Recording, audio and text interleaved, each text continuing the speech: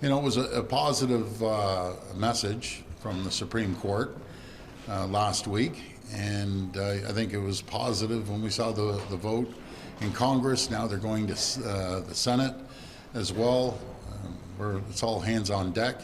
When I talk to our fellow premiers, we're all encouraging each other, go down, and no matter if it's on the phone, if it's in person, get down there, start speaking to senators, congresspeople, governors.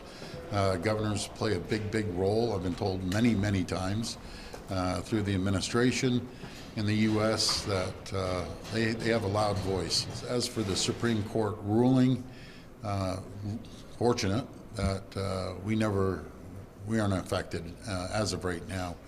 But things change on a daily basis, as everyone knows.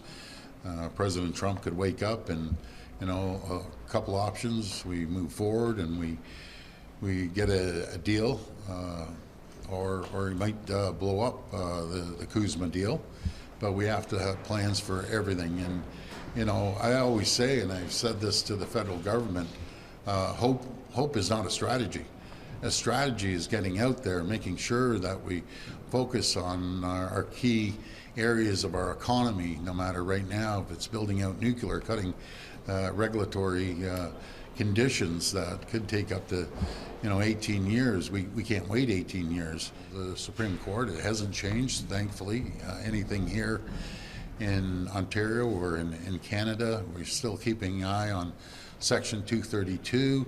But make no mistake about it, President Trump still has a lot of tools. But I think it's the walls are closing in on President Trump.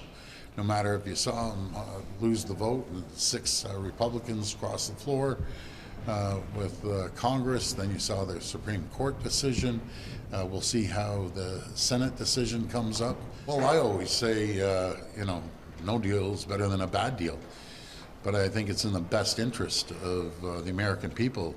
You're seeing inflation down there because prices are going up just because of these tariffs. And I've always said a tariff on Canada is a tax on the U.S. And I'm going to be spreading that message. Make no mistake about it. I believe in not rushing this deal. No deal is better than a bad deal. 2 examples. He said, country's getting screwed.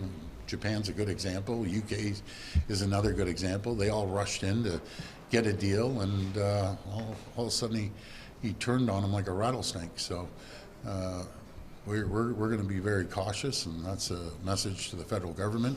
Let's make sure we have a proper deal. It's very challenging right now. I just sit back some days, and I'm not the only one. Everyone in the world sits back, and how can one person, one man, create so much turmoil around the world, not just here in Canada, around the world? It's pretty staggering. So I can't wait for the midterms.